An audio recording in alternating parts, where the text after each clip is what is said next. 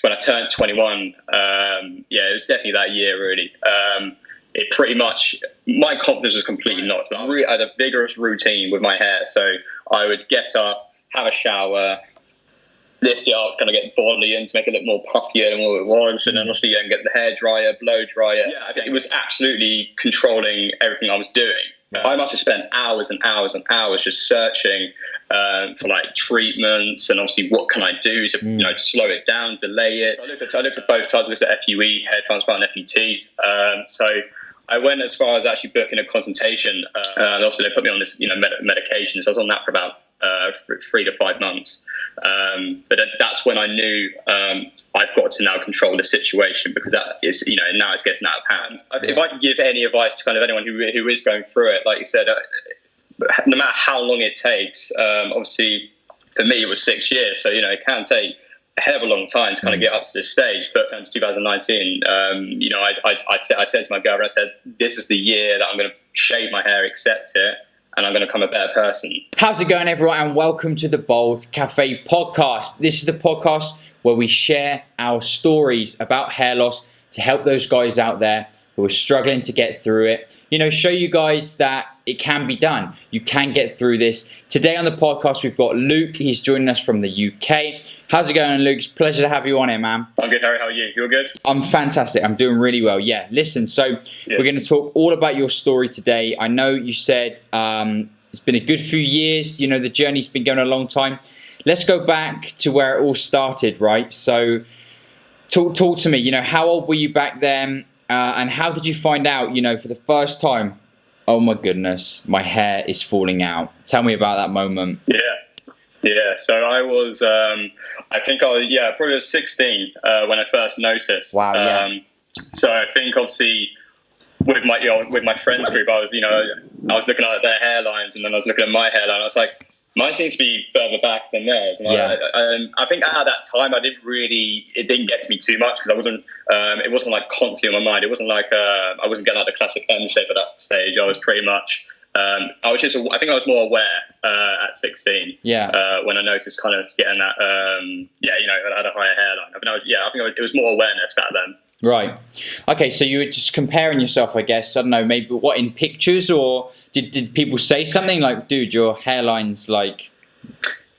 Yeah, I think it was a bit of both, really. So obviously, I think obviously when you're 16, house parties were quite common back then. So there was obviously a lot of pictures of kind of in groups. And then obviously as I again uploaded it, and I was kind of like, everyone's, your hair's kind of like visualized on those pictures. So I was looking at my hair, I was like, okay, mine seems, there's kind of thinning here. It seems quite further back than the other lads. So so I was definitely I was very conscious, and obviously and then I think probably when I wasn't 16, but I'd say probably more going 17, 18 when I was starting my A levels.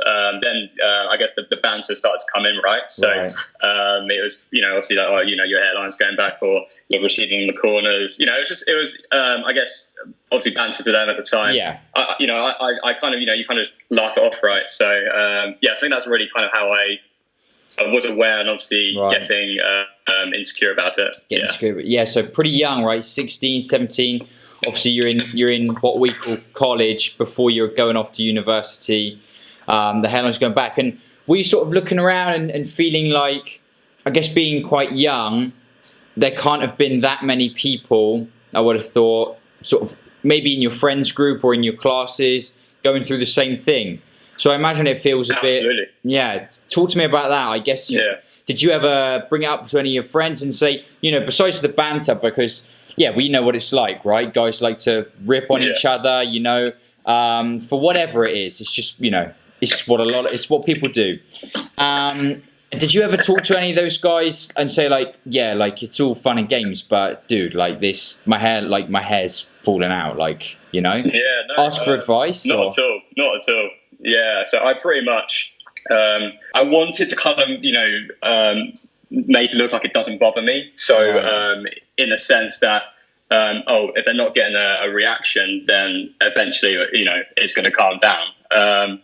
So no, I wouldn't say that I kind of I openly said to my friends, I'm worried about this. Absolutely not. If anything, I was very much a closed book at that stage, so I didn't want to. Yeah, I think I would do anything I could to not bring attention to it, essentially, for that. Yeah. Just not bring attention to it. So I guess even with family and stuff like that. Do you think that was because part of the reason, obviously, the whole reason I do this podcast is because guys don't talk about it.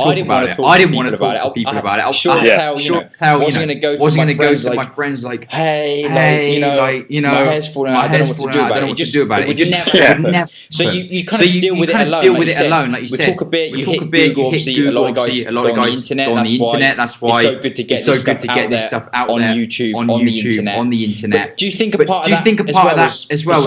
It's like if you don't talk about it, I guess you're kind of hiding from it yourself in a sense. You just the minute you address the issue, it becomes real, right? So I think a lot of guys try and just bury their head in the sand, kind of, just put it to the back of their head, pardon the pun, and just not pay too much attention to it. Not only so that people don't realise, but yourself as well. Would you agree on that one? 100%. Yeah, 100%. At the end of the day, I'm kind of avoiding all kind of avenues to bring up that I'm losing my hair or, like I said, receding. At that time, it's just I think I only really told a handful of people. Obviously, being mum and dad and my girlfriend really at the time. That was pretty much, I told them to make them aware, obviously, I'm struggling with this. This is, this is getting to me. I wouldn't, like I said, I wouldn't advertise that I'm losing my hair or going bald. It was very much, I think, very much personal to me. And obviously it was it's my insecurity. So, as much as I could, kind of get, not bring any attention to it at the time, I thought, the better. I really would not kind of put myself out there like what we're doing today. I wouldn't see if I was looking back a year ago, I would never think I'd be talking about my hair. So it's pretty crazy. Yeah, like you said before we started there, you mentioned that you wanted to sort of go full circle with it, and kind of put closure on it. So it's obviously been quite the journey. So, the hairline's receding, and you mentioned maybe you spoke to a couple of people, your parents, and I want to talk a bit more about how you're sort of feeling at the time. Obviously, I guess you said you feel like maybe you're the only person who's kind of going through this. How long did that sort of go on for? And how did it sort of change maybe, the way you thought about yourself or your day-to-day, habits and stuff? Because I know for a lot of people it creates bad habits. I've talked about mine, for example, not looking people in the eye. I just felt so much less confident. Talk to me a bit more about that.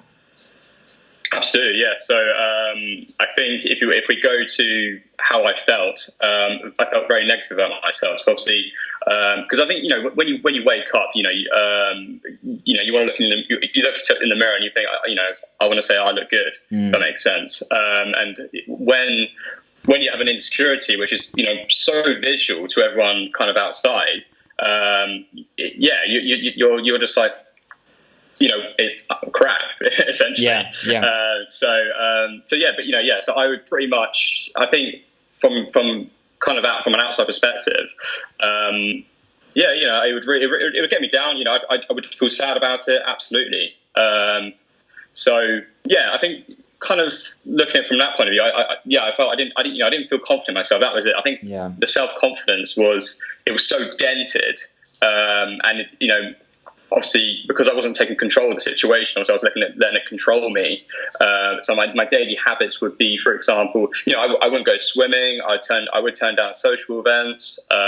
It's like I've got quite a good, about a year ago. I went to France with my girlfriend, and we were going on a cruise, obviously seeing Paris and France, and it was, obviously on cruises it's quite windy, so you got obviously the inside area and then you've got the up deck in.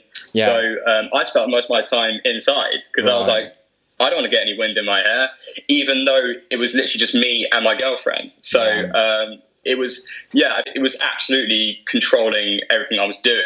That was actually kind of one of the highlights where I thought, no, I've got to do something about this. Yeah, it's those key moments, right, when you finally realize, or you sort of check yourself, like, just how much of a problem it's become almost, when it's kind of actually changes things you do.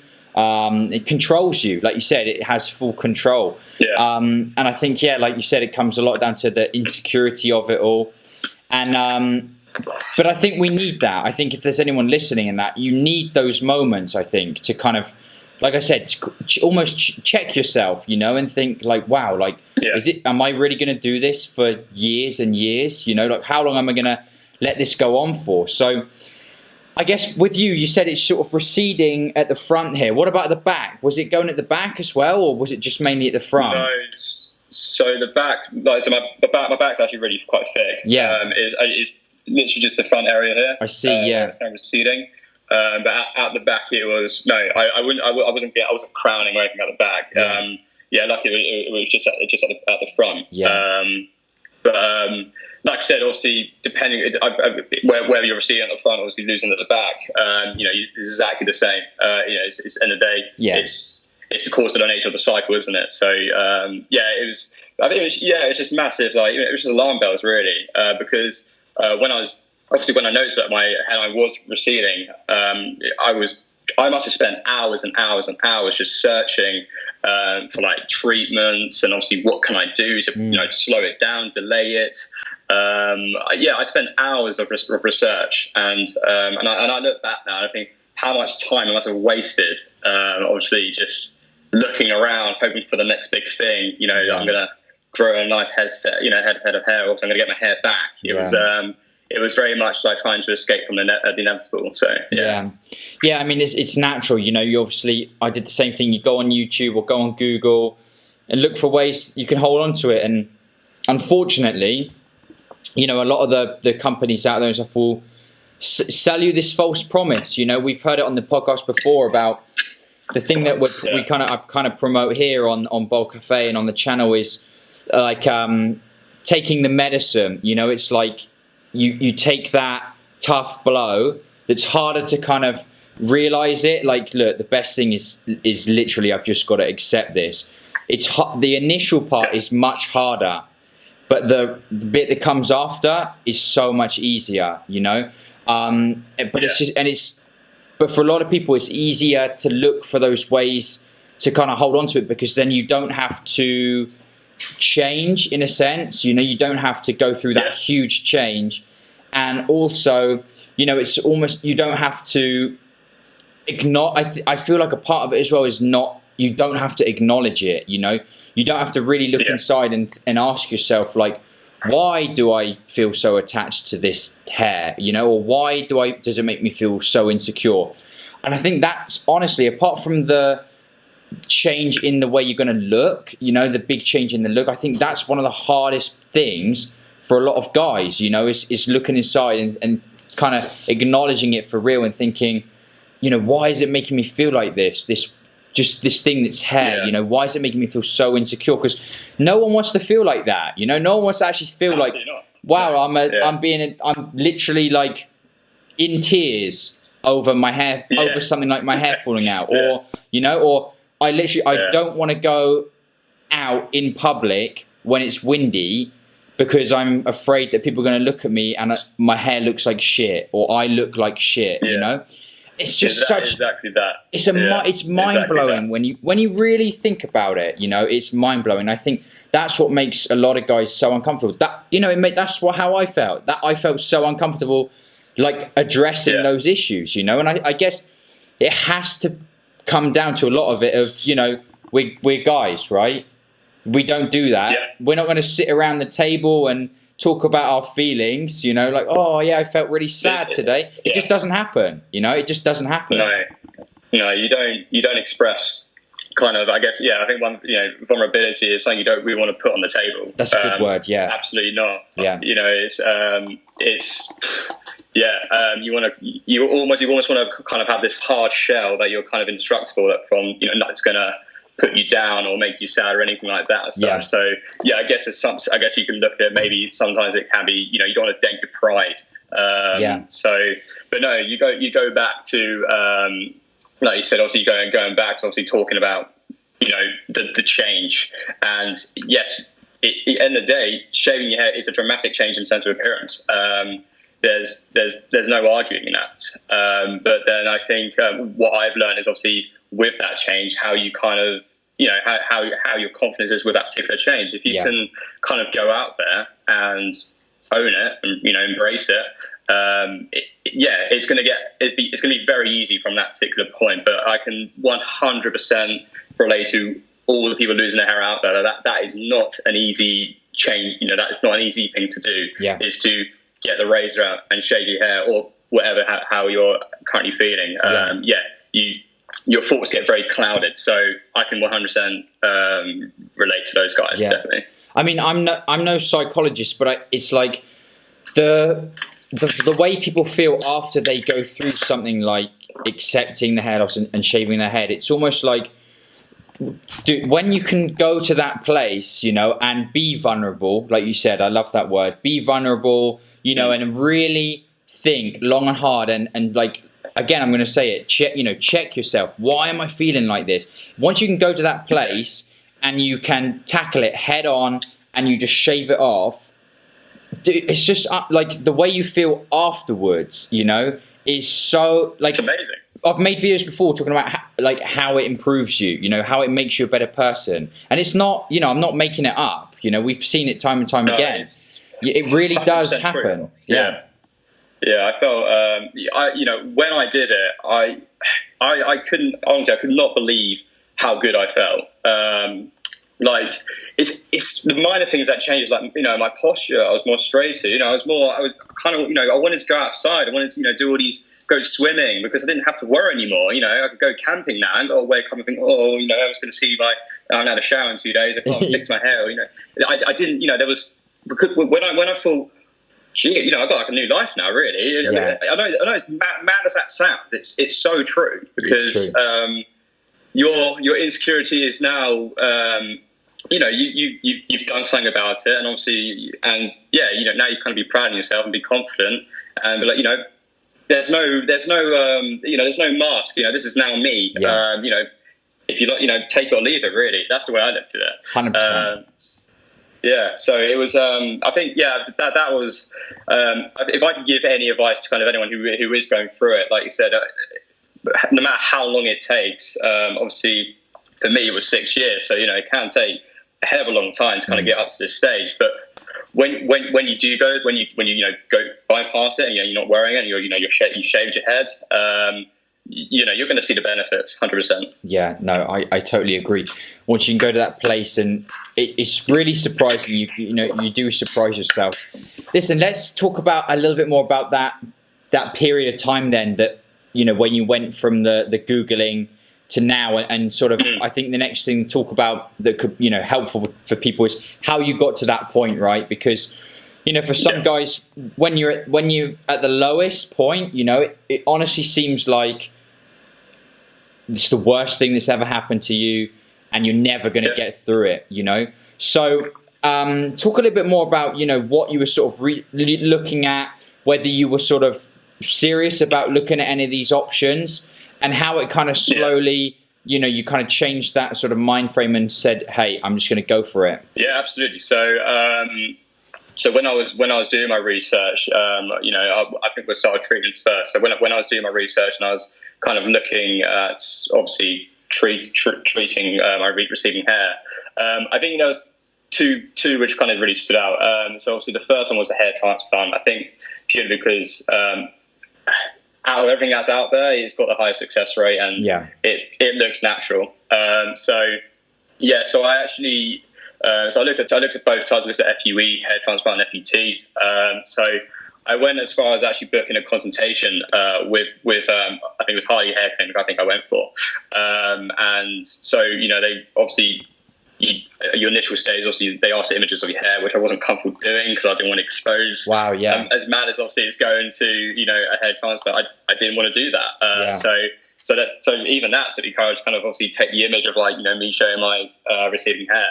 So I sent it off to the obviously to the hair transplant consultation for that, and so I got a response back, and they're basically saying, obviously, how old are you? I was like, I think at this time I was 20. Yeah, I think I was 20 years old when I look to book an appointment to see what they could do. So obviously, I think due to the age, I think they came back saying, unfortunately, you're going to have to. You have to be 25 or over. Wow. Yeah.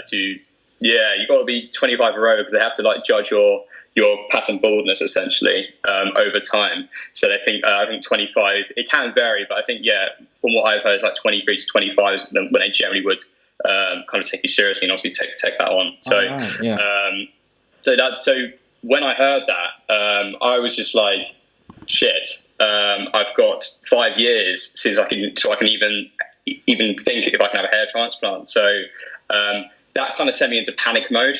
So obviously I was like, fine, okay, I need to let's keep searching.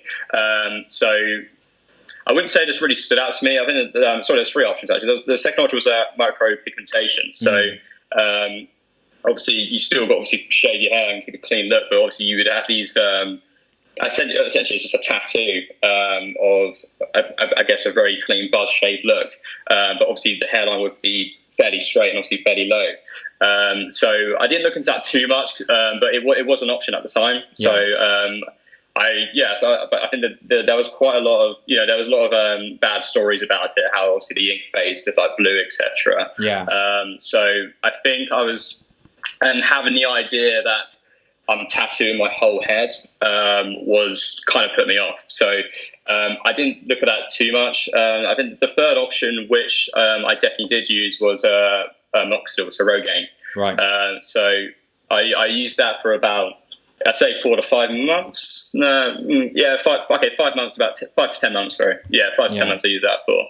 And I did notice that it was kind of, it was slowing down the recession in my hairline. So, but it wasn't. But at the same time, it wasn't. It's still happening, right? So it's not stopping it completely. It's still receding back. It's just slowing. It's just slowing the time period down. It's for me. It's like at that time I was looking for a permanent solution, not to give me a few years and then my hair goes. So, but like I said, I think all the searching I did, again, this is probably about 4 years worth of research I probably did at this time. Once I got to the end of that 4-year bracket, I kind of realised that if you really, really did want to kind of do something about this, obviously the hair transplant was, for me, probably the best option. But the money involved is crazy. It's so expensive. It's thousands and thousands of pounds, and I don't have that. So I think like some clinics can do like a finance deal. It's like 3 months rolling, etc. So you pay a lump sum, then you pay 1 month every, pay X amount 1 month. So, but there was a lot of money, and I kind of came to kind you just say, what, I think now, even if I did get a hair transplant, I would not be happy at all because I'm still kind of hiding. Yes. It's for me, it's still a mask. It's you're still protecting yourself from for what you want to look like. So for me, if there's anything I took away, I'm so glad that I didn't get to that. Didn't go down that route. So it's interesting that last bit that you mentioned there about the hair transplant, and I agree. I think that and again, I'm going to kind of repeat myself, but I think it's such an important thing to say. If you can't go to that place and look at like where that insecurity is coming from, right? And if you can't sort of address it and accept that you do that something like that is making you feel insecure, if you try and like you said, cover it up, not be your true self. Like I don't know if you know Max De Silva. I've done a video with him in the past. He's got a good few videos on YouTube. And he wrote his book, and he talks about being your true self. If you can't go to that place where you're just being your true self, there's always going to be that thing, that you're thinking about. And even if you get the transplant, like you said, you're going to be hiding from it still. Is somebody going to notice, right? Is it going to start to sort of fade, or because if you were to get the transplant, they would put it in here at the front, but then that doesn't stop the hair that's behind it. So they're going to get you on the Propecia, maybe combine that with the Rogaine still, and even that still slows things down. So fine, someone might say, oh, you've got 10 years at least, but for that's 10 years of worrying. Is it gonna, is it going to start to fall out of the back here, or am I going to have to go for another procedure?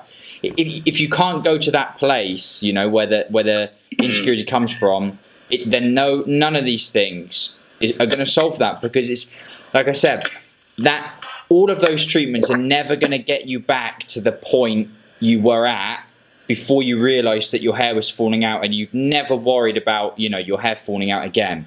None of those treatments. That's a good point. Yeah, none of those treatments are going to get you back to that point. So the fact that your hair's falling out and all of these things aren't a cure, they are just, a cover up. Yeah, maybe it does improve your confidence from that rock bottom, from that not wanting to go outside in the wind. Yeah, maybe if you get a head transplant, it's going to improve your confidence, but it's not going to take away that issue, right? That issue, like you said, because you're not being yourself. And so I'm glad that you kind of realised that, because I think that's one of the most important things to realise. And it's all too easy when you're being promised by the advertisements and stuff. Now, I know there's a lot of good doctors out there. For example, they could have taken your money, right? A young guy, they could have said, "Yeah, let's get you in," And I don't doubt there are places that do that, but it's nice to know that there are people who are still not just grabbing the money. But the whole thing, the adverts, we've seen them. Oh, hair loss is a choice now, and this, that, and the other. But it's so easy, especially for young guys who don't want to go to that place, to take my money, let's go for it, or do the finance option. And it's something like that as well. It's such a huge commitment, especially for a young person. When you sign up for that stuff, it's a lifelong commitment of using all these treatments to hold on to the hair. It really is. Whether it's the Propecia, the Rogaine, like you said, the transplants over the years, the tattooing.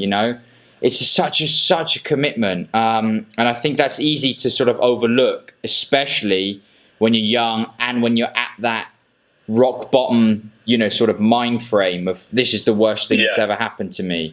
I think it's very much when you're feeling that's down and that's sad, and obviously it's getting you massively.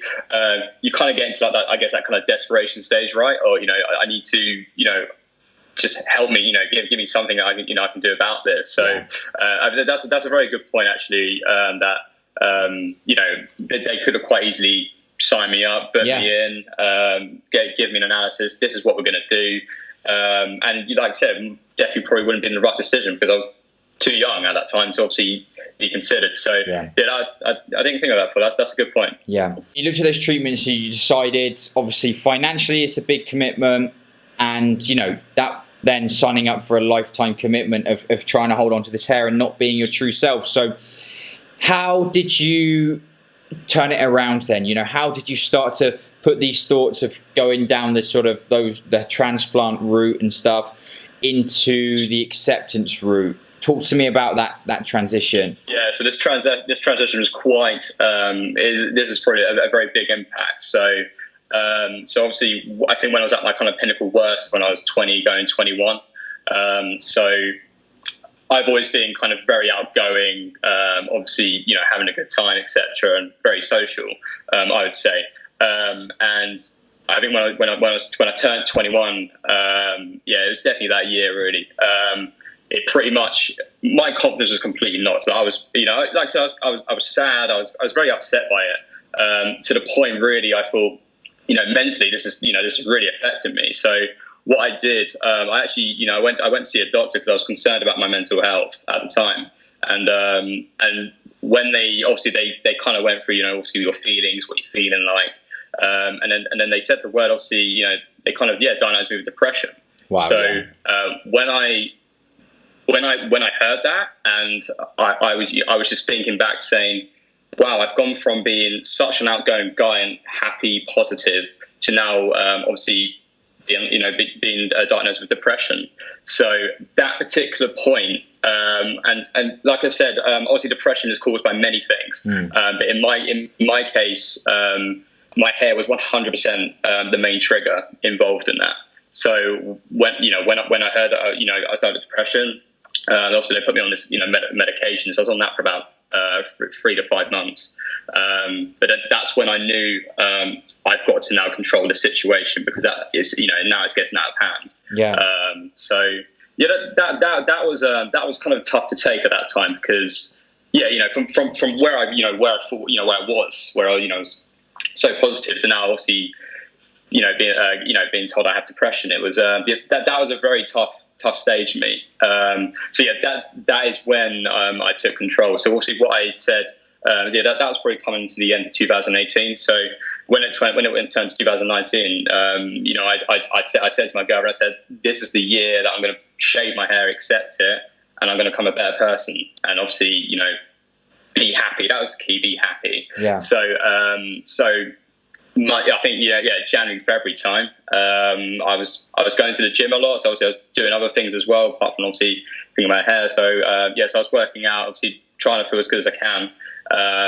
Obviously, I think January time I went off the medication, so I did my 3 to 5 months. They recommend normally staying off 6 months and then slowly go off. But no, I went for 5 months. I felt like, okay, I'm getting to a stage now where I'm going to make this. I'm going to go for it. So I think February, March. I booked an appointment with my barber, and I went for a buzz cut, but a free all over. So not short, short compared to what it was, but not the full way, So I went for a buzz free, and I remember it so well. So I was just sitting in that chair, and obviously they kind of do the size first. I was like, okay, well, I've seen this before. I know what it looks like, the size, and then when they first did the shave on the top, I was like, wow. Yeah. It was nerve wracking. It was nerve wracking. But then as it kind of all started to come together, I was looking at because I think another one as well was like my head shape. I was very worried about my head shape at the time as well. But so when I kind of started all seeing together, I was like, you know what? I really like it. Yeah, I was really happy with it. Yeah. So my girlfriend Lauren said to me, like, you seem really happy, and obviously she liked it. So that for me that was great. And I think that's another element as well. Obviously, when you are in a relationship, it's very much you're not just thinking about obviously you, but you're also thinking about are they going to like me with a shaved hair or going bald? So so that was playing in my mind a lot as well. But so I did it to a free, I think since when I went to a free, I was kind of like saying to myself, I want to go shorter, now I've got to this stage, I was just go all the way. So, but I had like a buzz free for about a month, right? And then I went for a guard too, all around.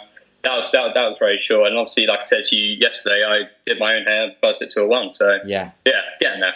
Awesome, yeah. I think it's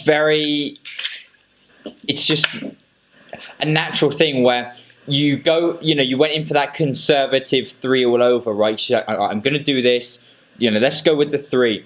And once you go with it, and then you realize like, oh, like that wasn't so bad. And you want like the next cleanest thing. So like you said, you go with a 2, and then you're like, by like you said, a month's time, you're like, right, let's just do it. Let's just get it off. Let's go with the 0. It's like that gradual approach, and I think that works for a lot of people. Once if you can just go all out with the 0, I think that's best. That's awesome. But that's not what I did. I went and next up I tried to still have like a haircut. I went with the 0 on the sides and like the 3 on top, like that marine style. Real high and tight. And then once I got that done, I was like, because I went from the sort of typical how to a pretty boy, like styled it over like this with the short on the sides, and then once I got it really short, I was like, I don't know what I was so like afraid of, and then I literally like about the same thing, about a month, 2 months, I was like, oh, just do it all, like just go with the 0, and now I do it myself. So I think that's it's a good transition for a lot of people to go for that route. It's interesting what you said there and about the the depression side of things, and again, it comes down to those rock bottom moments, that people need, and I think it shows a lot of strength. It really does when you can be in that low point, and decide for yourself, like, I need to make a change, I need to make a change. And how did you feel? Like, obviously, you stopped taking the medication and stuff when you decided to shave the head, but when you went for it and the look came in, like you said, as the hair goes, this new appearance sort of comes into play, and you said, I quite like it. How did that change? Was it like instant, or did it take a bit of getting used to, or did you notice yourself instantly the relief from it all? Yeah, I think because I looked at a few podcasts with this, and obviously I know some people were kind of like it was instant, some people were like it was it took a week or so to kind of get used to it. Yeah. I think in my case, because I obviously I was at such a low stage because of my appearance and obviously because of what I looked like. When I did it, I was I just felt a weight off my shoulders, really. Yeah. I'd say it was instant. It was definitely it was kind of like this has been 6 years of my my life just thinking about this and obviously controlling how I'm feeling, and obviously from that one day to sit in that barber chair and obviously my hair gets shaved, and it was kind of for me it was definitely instant. I knew when I looked at myself and I thought this is now what I'm going to look. This is I'm happy with this. If anything, I definitely look better without any hair than I did with hair. Yeah. I 100% believe that. So I was so glad that I did it. It was like I say, if I can give any advice to anyone out there, honestly, when you shave your hair, it's trust me, you're going to love it. Yeah, definitely. I think the relief is instant. I think what some guys, I feel like maybe some people are sort of confusing that because is the getting used to it phase. The relief is instant. Yeah. I think that's hands down for everyone.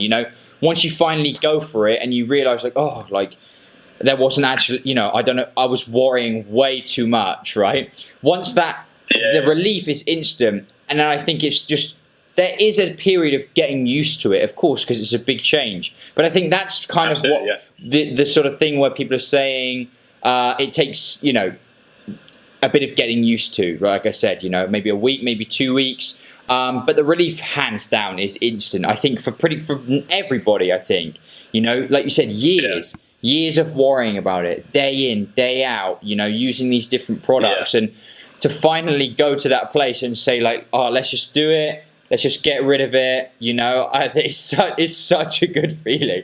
It's amazing. It really is. It's crazy. Yeah, I always thought, it's going to be great when I finally get to that stage. But when it did happen, I never thought I felt that good.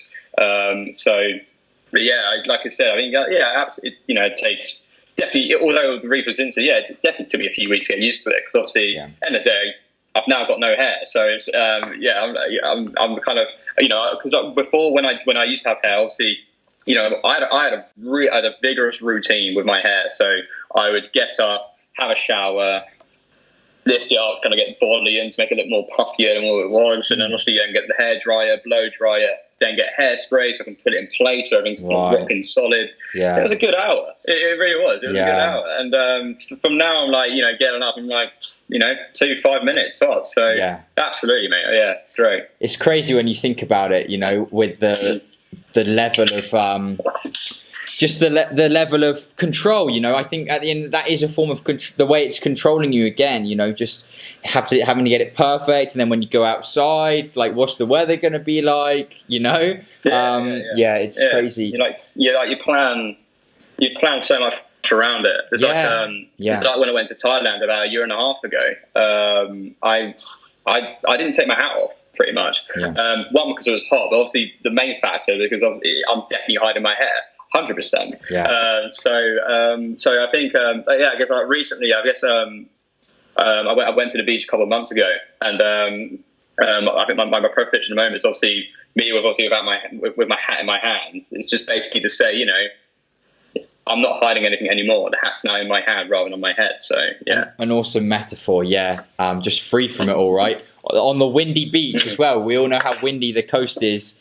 The windy beach. Yeah. So you mentioned as well about advice, right? And you also just briefly talked about going to the gym and stuff like that, which I think that if you can take care of yourself in other areas, that is such a big help. In not only building the confidence to shave it off, but keeping that going, after you've gone through that transition. If you can focus on other areas of like self-improvement and self-care, you know, I think that really goes a long way to help this whole thing. So let's finish off with your advice, you know, your advice to the people listening, from what you've learned, your own experiences. Yeah, can you sort of sum up some advice for those that are listening, maybe how to build that confidence to just go for it, and then afterwards, you know, like how you can keep on going and be happy with this new look?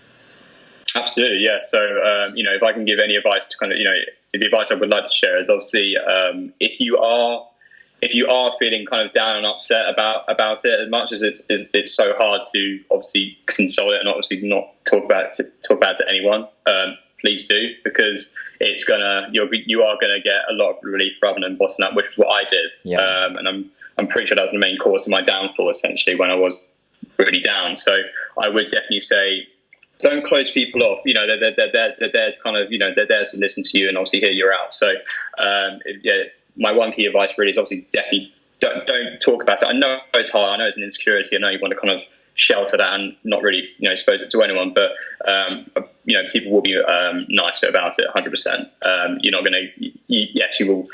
Like I said, for me, you know, I had the bands with the lads. That was, you know, it was absolutely fine, because that's what you do. But I do wish I did kind of speak to them about it, because you know, maybe it would have been a little bit easier if I wasn't getting obviously all these bands of comments and I was just laughing them off. So yeah, definitely speak about it, 100%. And if you are going to make that transition, like you said, take care in other areas. Like, you know, for me, going to the gym was a massive help, because kind of built my confidence really.